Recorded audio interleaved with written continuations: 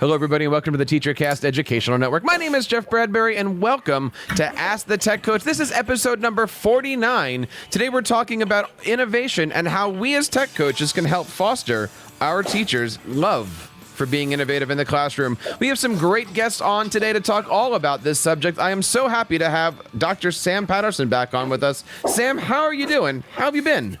I've been real good. I'm doing well. The school year, we're winding down, as it were, but that doesn't mean there's any less work or we're moving slow. It's kind of full steam ahead in the Steam studio this week. There's certainly a lot of steamy things going on. How are the edu-puppets, and what has got you going these days? Because we're talking all about innovation. You are one of the most innovative people I know. What are you doing with your kids these days? Well, today the first graders built houses that are going to be part of a Me on the Map movie. They built houses out of Lego, and we took pictures and got them all set up. The pre-K students were designing their own things that fly and putting them up the wind tubes. And this morning in second grade, oh my goodness, we were so conventional. We made popsicle stick frames for the day coming up on Sunday, honoring the mothers. That is awesome. Trust me, we got a few of those today from the Edu triplets themselves. As we start talking about how do you make it work with the staff, we'll circle back to that Mother's Day project. And I want to bring on a first-timer onto the program, Mr. Joe Benvenga. Joe, how are you today? Welcome to the program. Thanks for having me, Jeff. I'm doing well. Tell us a little bit about yourself. So I'm a technology integration coach. I'm out in Racine, Wisconsin, and I cover 4 high schools out here. It is so good to have you guys. And, this is the time of year where we as tech coaches are helping our teachers wind down.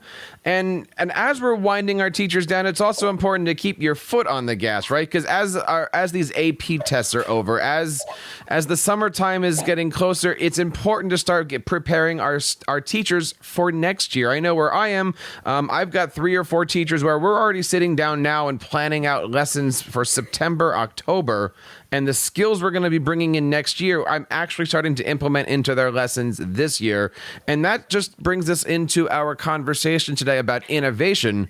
And we want to know what you guys think about it. If you're having troubles bringing innovation into your classrooms, or if you're doing some amazing things with your teachers, we want to hear about it. Of course, you can find out all of the information about this show over at AskTheTechCoach.com. And of course, we'd love to have you guys follow us on Twitter at AskTheTechCoach. We'd love to have you guys here as a co-host on the show. You guys might know that Nick is not on the show tonight. He might not be here for the next couple of weeks. He is having an amazing time moving. He's packing everything up. And so over the next few weeks, we're going to be having a host of different tech coaches on.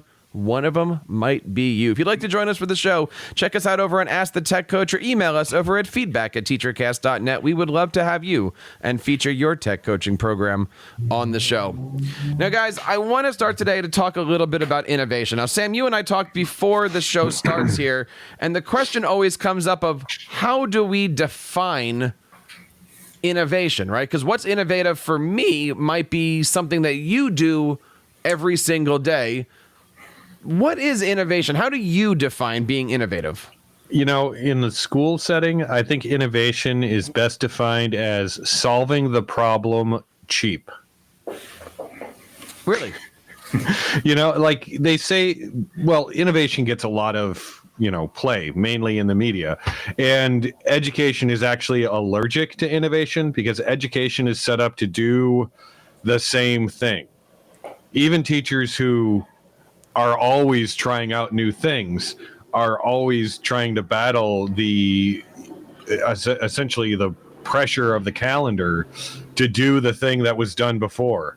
And the bigger the school system is and the more bureaucracy you have set up about it, the choices about what teachers can and can't do, what they will and won't be doing may end up being further and further from the teachers. So that innovative thinking sometimes for educators is shorthand for, hey, let's reconsider the thing we've always done. You said the word cheap, and you used a few different versions of this. In your world, is there a difference between innovation and being innovative? Because let's take a smartboard for a second, right? Using a smartboard is not innovation, but using it in a different way is innovative. Neither of those things will cost any different. Right. Like, and usually smartboards are a good example because that's a decision somebody else made, right? And you can use them in very conventional ways, or you can find different ways to use them. And it really just depends on what your goals are. Being a person who works directly in the classroom every day, I'm always trying to figure out, how do I get my kids to think more, try more, and do more, right? And they actually call our program the Inquiry and Innovation Program, which is weird because, like, you take a third grader, right? If innovation is doing something new, what exactly are the habits of that third grader that I'm turning on their head, right? Like, if I'm working with teachers, it's a lot easier for me to see how innovation can be, right? Maybe I'm bringing in a tool that allows them to update an analog system to a digital system, right? That's a very accessible model of innovation. In the classroom, I think it can be really challenging because it just ends up being, a lot of times innovation ends up being a buzzword for doing something new and flashy. Well, exactly. And we've talked about this before. You know, is technology defined as just electronics, or is it still technology if, what's the phrase here? If it was designed after the year somebody was born, it's really not technological, right? Like the internet. Oh, like hell, really, my sewing machine is older than everybody, right? And it's totally technology. Joe, where do you lie on this topic here? As a tech coach, you know, our first job is to work with teachers. Do you see your job as teach technology? Do you see your job as teach innovation? So the first thing I'll say there is when Sam brought up that it's a buzzword, I couldn't agree more. I think that working with my teachers in my position, working with them, the desire and the objective is to provide them with an approach to have them use that technology in an innovative way. That's always the goal. Now, as far as the actual two-sentence definition of innovation, I think we could have a 3-hour podcast on that alone. But no one would listen. Nope. And we'd go in circles. When we talk about Chromebook carts, right? What one teacher is doing with a Chromebook cart might just be an example of using technology, whereas the teacher next door is using the same type of Chromebooks. However, the students are responding to one another. There's more collaboration, and they're getting to that second and third level as far as the depth of knowledge. So it's how they utilize the technology to me and how I can help them do that makes that innovation work. Is it our job to inspire innovation, force innovation, innovate innovation? Where does this all come in? Because if we're working with a teacher who is at let's just call it level 1 technology use, right? Just getting into this whole thing, can we help that teacher be innovative? Or does innovation now have to start at level 1? Whereas if I was working with Sam, I'm now starting at innovation level 13. What do you think, Sam? I mean, where does all this stuff come in? When you're in a service industry like we are, and you're helping people, right? Where you're starting is always where they are. And you've got that teacher who's at level 1, and they might be doing shoebox dioramas, right?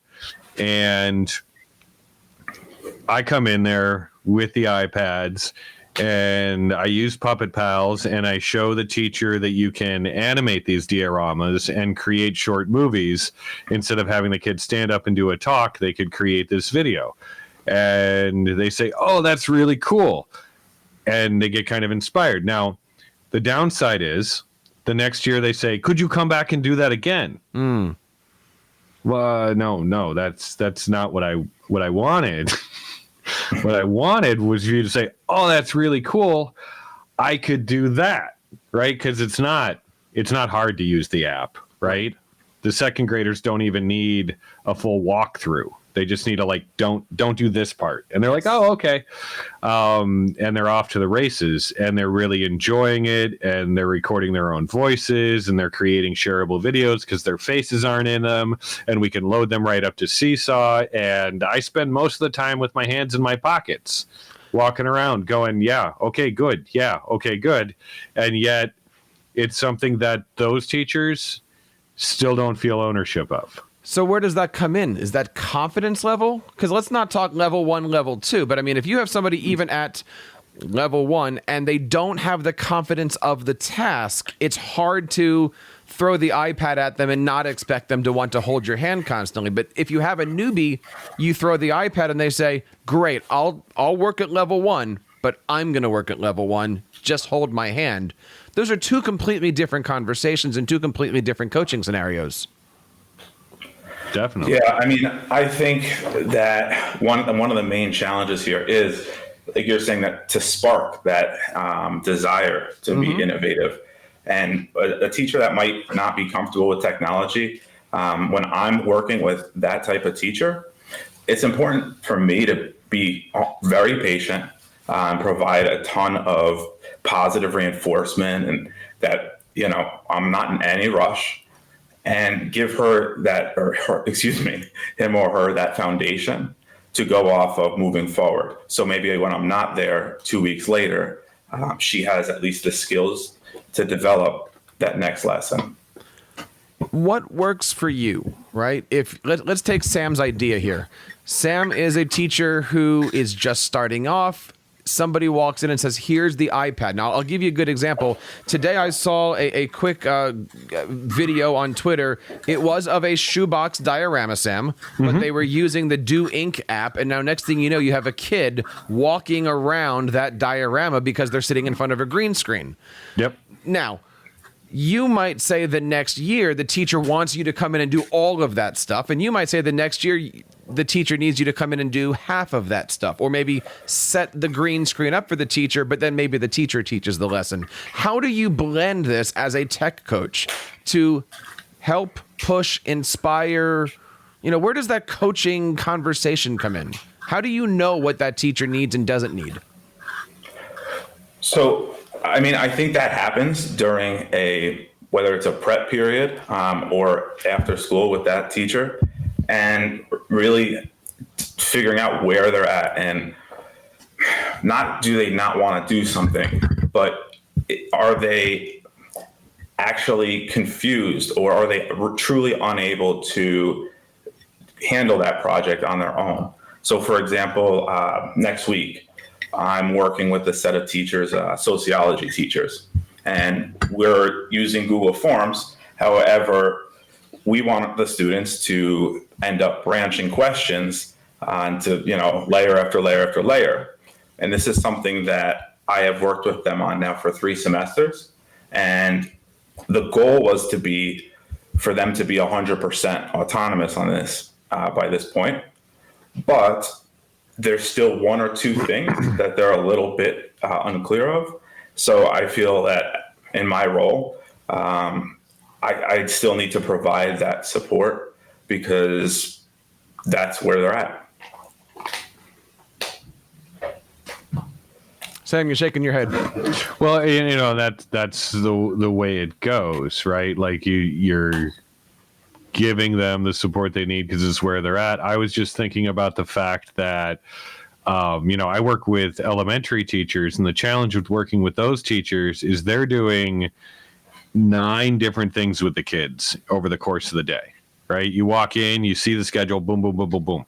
When I taught freshman English, I did like one thing 3 times with the kids and another thing twice with the kids, depending on what classes I had, right? Because I get the same level kids coming in, right? So we just run that freshman English class 3 times, and we'd run the junior English class twice, and I'd be doing the same thing in each of those classes. So by the 3rd time I ran the freshman English class, I had a pretty good idea of what was going on because I'd just done it 3 times. And by the 2nd time I ran the junior class, I thought I understood that pretty well because I, had an opportunity to run it twice. But the teachers I work with at the elementary level, they're doing it once and they're moving on to the next thing, right? So they have a very limited capacity for trial and error and prep time. So we as tech coaches should be aware of that, of when we're putting to, if an elementary teacher comes to us and says, Jeff, I'm doing this lesson on farms. Can you help me with this? That might need to have a different approach than the social studies high school teacher, where they have kids that can, of course, think a little bit quicker and have more capacity for what's going on. But as you said, they might be doing it 4 or 5 times over the course of a week. And they might actually have 3 weeks to do an entire project, where the elementary teacher's got a day. Now, do you remember your research on exposure and learning and how many times you need to do something to learn it? Yes. It's 7. Oh. If you don't mess it up, it's 7. If you mess it up and you have to relearn it, it gets up into the 20s, right? So this is really important for me, because I'm like, oh, come on, second grade. We did dioramas last year. I came in, I took the picture, we set up Puppet Pals. Yeah, I've worked there 3 years. We're 2 iterations into it. If that second grade team stays the same, I can, in 5 more years, begin to get annoyed that they haven't learned this. But until then, I just got to be helpful. Sam, are you suggesting on Mother's Day weekend that I need to have 6 more sets of triplets? No, the triplets, no. They have some sort of exponential force multiplier, and if I suggested that was the case, your wife would probably have me hunted down. I have you on GPS. It's okay. Anyway, let's get back to the conversation here with this, because I'm really interested in this. Now, Sam, as we go through, you're clearly somebody who's got this innovation down, but I'm sure even you have places that you go to for coaching, for help, for guidance on all of this. I know tech coaches are always trying to find, a way to help every single person. What does somebody like Joe and I do to help work with you at your level when, let's be honest, you might be above where we are with STEM education and puppets and all these different things? How can we help you, even though you're farther than we are on these subjects? Well, a good example is sometime last week, I think it was Gifted Talk on Twitter, Gifted TAWK, sent out this thread about the motion portrait app. And it's one of these apps that you can put a picture in and it'll define the eyes and the mouth and it'll make it move around a little bit, right? So it like makes the Mona Lisa come to life or something. It's really strange looking. And there was a giant threaded discussion that started from it about, oh, hey, that's cool. How'd you make that happen? What apps do that? And at the end, there's like 6 or 7 apps that are doing this, AI light kind of thing where you take a still portrait and you animate it. I decided that for the second grade poetry books, we had just done a bunch of constructed portraits. And I'm like, I want to play around with this.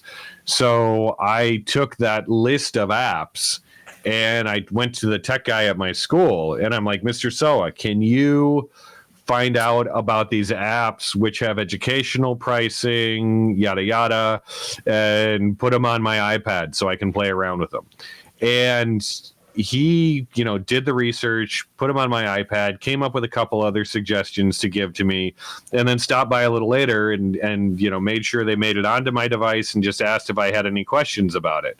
And that was hugely helpful. He probably saved me 2 or 3 hours of researching stuff because he was just able to get to the educational pricing quicker, doesn't need to know, how do you look for this and that and put them all into our system.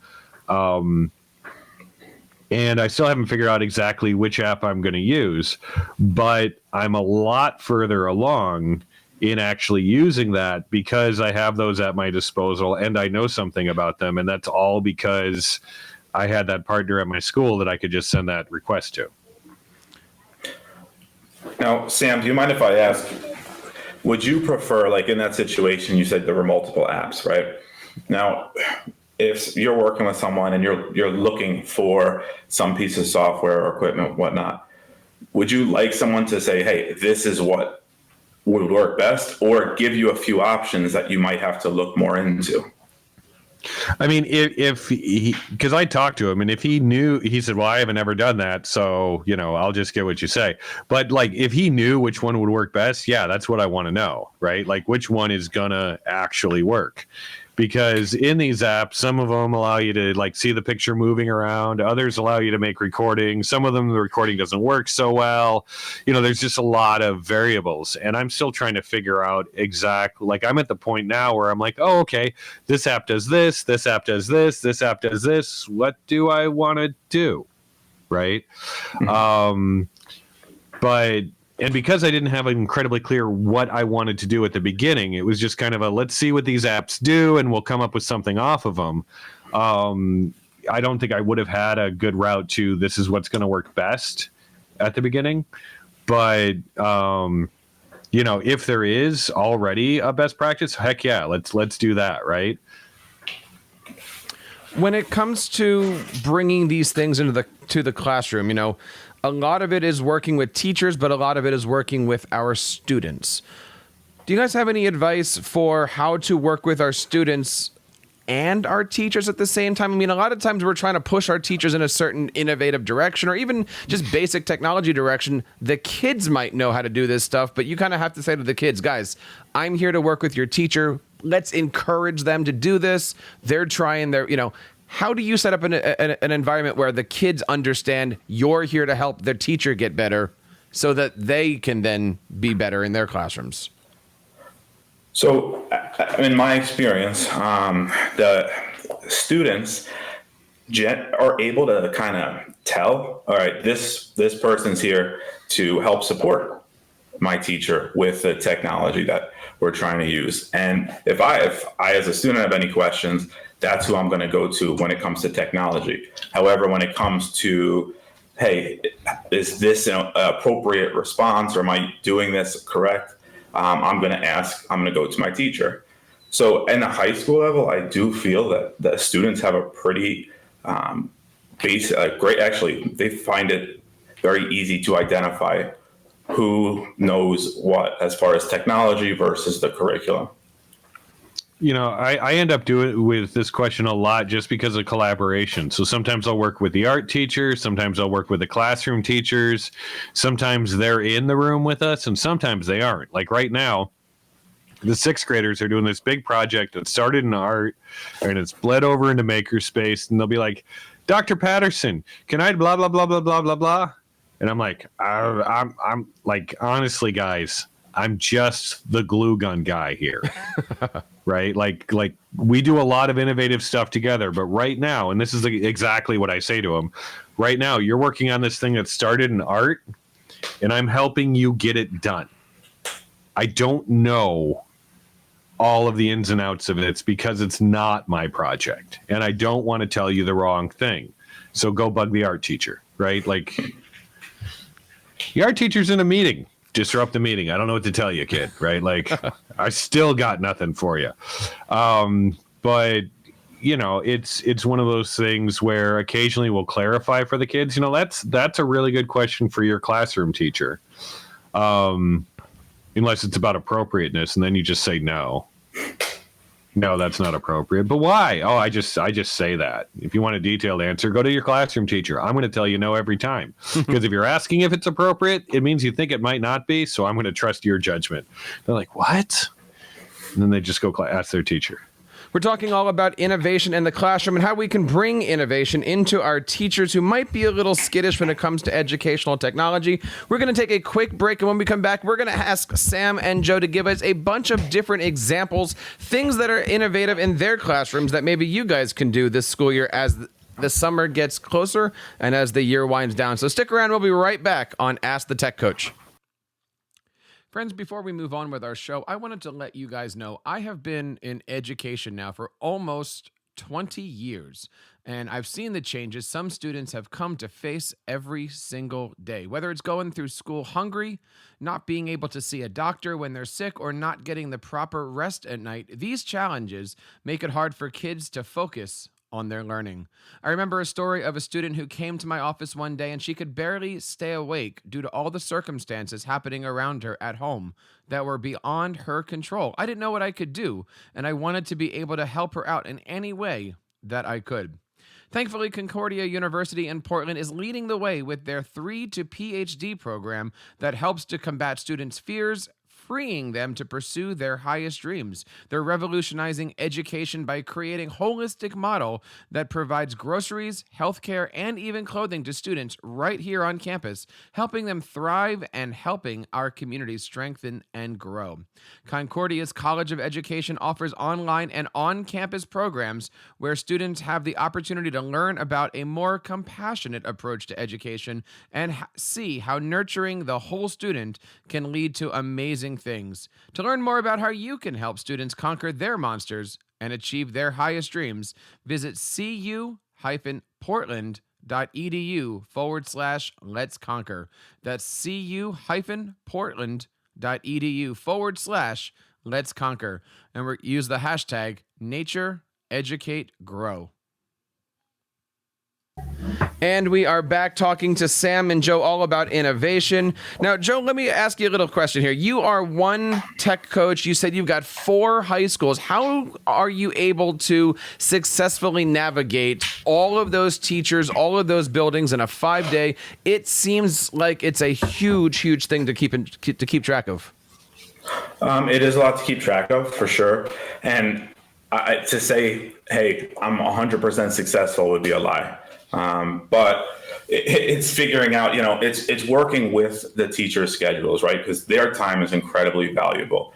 So if there's a teacher that, wants to work on this project or, learn how to use a Google app, and they have first block prep on Monday, and then a different teacher at a different school has another project they're working on an hour later, it's just navigating your calendar. And sacrificing, that gas money, because really it's the teacher's time that's important and valuable. And Sam, is that, as a teacher, is that difficult when you know that there's only one person for district and he's got 4 high schools to deal with, and you might only get 30 seconds of his time once a month, maybe? I mean, doesn't that put more of the innovation on your shoulders rather than on his shoulders? Oh, certainly, because you've also got to remember to be far enough out and ahead that you can ask for the help, right? Like, one of the advantages to working in a really small system like I do is if something goes wrong, I can go get Mr. Soa, right? He's I don't know, 500-600 feet from me usually. Mm-hmm. So he's totally findable. When you've got a big system and you've got to, schedule tech coaching time and that kind of stuff, it is challenging because, best practice there is to set up some sort of standing meeting that you're going to probably cancel 80% of the time because you're too busy, but you need to have that meeting on your calendar to make sure that when and if you do need something, you can remember to ask for it. There's a lot of different things that I've used over the last couple of years to kind of stay in there. Emails is one, videos is one, just the constant just stopping in. Hey, how you doing? I want to take a moment here before we wrap up the show to talk about examples. Now, Sam, at the beginning of the show, you had mentioned a couple things about popsicle sticks and dioramas. Give us some ways that you are out there blending that technology. And again, Sam, I'm not talking the sewing machine here. I'm talking modern technology and the STEM arts and crafts that you're doing. Give us some great examples of what's happening in your classroom. Okay, but I could have a 3-hour argument with you about the sewing machine and technology, right? Because you're just wrong. It's Mother's Day. I gotta go. So today, right? I end up doing a craft lesson. I have a makerspace with 3 3D printers, a laser cutter, blah blah blah. I'm doing crafts like it's 1968, right? We've got wood glue, white glue, and on the board I gave the kids the 2nd grade lesson today was how to use how to use wood glue. And it was like a written out tutorial about how to use wood glue. You can find it on my Twitter. It's super exciting, but it's what they needed, right? And it's what the grade level team asked for help with. And one of the things that I do is I help deliver that superhero prep and cleanup. That's one of the things that the Makerspace can do. So in order to do some of the higher impact stuff I want to do with them, I have to put in, essentially pay the dues and be the craft master. But what I really like doing is something like taking the Puppet Pals app, and I've been doing this for, I don't know, it's hard to feel innovative, right? I've been doing this for 6 years, I think. Right. And you just import a character and you can animate almost anything. It's super easy. And I recently, and you mentioned it, Jeff, saw somebody do essentially the same trick with the diorama, but with the Do Ink app. Mm-hmm. And I'm excited to do that once I get my green screen set up again. And I've got one of those in the mail on the way to me. So how do we get you started with this, right? How do we, if we have a STEM person in our classroom, in our school district that isn't doing Do Ink and Puppet Pals, how do we approach them and make that first piece of content? And how do we do it as if it was 1968? Right. A lot of it's just intersecting with them as they're looking at, how are you assessing? How are you sharing? How are you reporting out? And allowing them to see that these tools make all of that a lot more accessible, right? Like you can actually share the student's diorama home as a video so much easier if you do it this way. Now, that's where I think the Puppet Pals app ends up better than the Do Ink, because the Puppet Pals app, their face doesn't show up anywhere in it. So it's completely socially shareable, and I don't have to worry about whether or not it's behind the, firewall or whatever. Sam, you've always got some great ideas. I want to say thank you so much for your time. Now, as we get through towards the end of the school year, many teachers are looking to bring in additional STEM type of activities because they're trying things out. Now, I know in December, we all celebrated the Hour of Code. But you know what, Sam? We are so far beyond that right now. Teachers are looking for resources to learn how to learn about the Hour of Code, even though we're beyond that. Do you have a great resource that's going to teach us a little bit about going, one step further than that initial Hour of Code? I think I do. In fact, yes. I've got a book. It's called Programming in the Primary Grades Beyond the Hour of Code. And really, it's a book about creating good lessons in the digital age. In the digital, not in 1968. There's very little mention of sewing machines in the book, which is probably why the book is short and easy to read in a weekend. And I understand you're working on another book. I am working on another book. Where are we going beyond this time? Well, the idea behind this book is it's going to take the acronym STEAM and it's going to explode it. That's all I'm telling you. Okay. I'm looking forward to learning a little bit more about that. Where can we find out more about the great things that you're doing? What are your socials? What are your handles? What are your websites? You can find everything from mypaperlessclassroom.com. There's a nice little spot there with a bunch of links. You can find me on Twitter at SAMPATUE. And I think if you search Sam Patterson EDD on YouTube, you'll find me there. Thank you so much for being here tonight. Joe, talk to us a little bit about where we can find the great things that you're doing out in Wisconsin. Yeah, so we'll start with Twitter. You can follow me at Benvenga Joe, BENVENGA. And I am currently working on organizing my YouTube channel, as I think that's a really important tool for not just people within the district, but that's how we all learn, right? So that is under construction, but definitely look out for that. It's just Joe Benvenga. Nice.